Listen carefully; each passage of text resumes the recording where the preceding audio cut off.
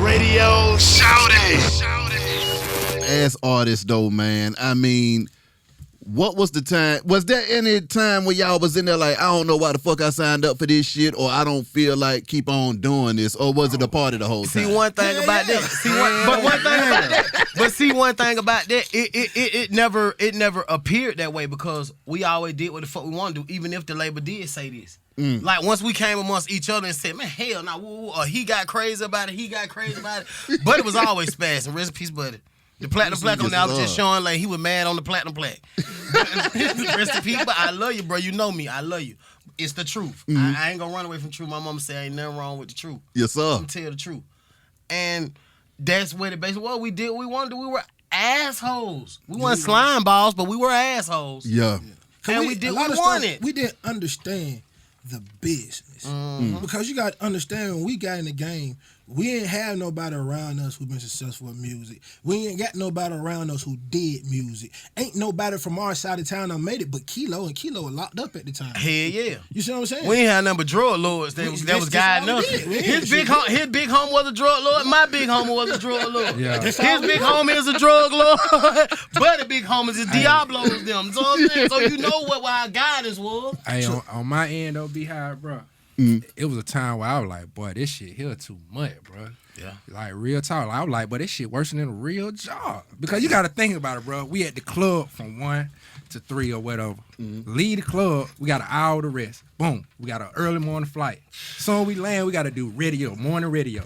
That's about 3 stations. Do you know this nigga get be by sleep 2, 3? while we doing this? He'll be sleep doing this interview while Pimp talking. Hey, get by 2, 3 more hours of rest. You got to do afternoon radio. That's about 5, 6 stations. Or autograph signing. Autograph signing. Then you gotta go do sound check. Cause we got a show that night. Sound then check. We gotta walk through after that. 6 o'clock. You gotta do the 6 o'clock radio. Get a little time to rest. Then you go back to the club and the same shit the next day. We talking about the same thing. Overgun. I'm talking about for about 60 days in a row though. 60. 1 hour tour with Chris Brown was for 33 fucking days. I remember it vividly. I remember 1 year taking everything that I knew, and I came back and told both of them what we made. In 1 year, we made $600,000 a piece in show money, and didn't even know it. I told you that, didn't I? Knew it. I told you that. I told you too. But I told you I too. had everything accounted for. But I'm just saying, Bill, I that was something that's not the Jizzle job to go really do some numbers. Come on now. That ain't the Jizzle. You know that. Pimp. The world know that shit. See, listen. Okay, I'm gonna tell you, see, when it come down to the group, all right, we don't have no roles. But everybody has strengths. Yeah. And we rely on each other's strengths. Absolutely. Right? Absolutely. Other than that, it's just gonna be whoever make the most sense at this time. Exactly. You see what I'm saying? But Pimp is the business. He's always been that. He's always accountant, making sure the money right. His Pimp. And it started from the hood. Selling phones. He was always there. Had a whole office in the temp. Bro. Yeah, he did. When we was in 10th grade, he always did. I had this one. That's like in 10th grade is what propelled this whole movement. You know what I'm saying?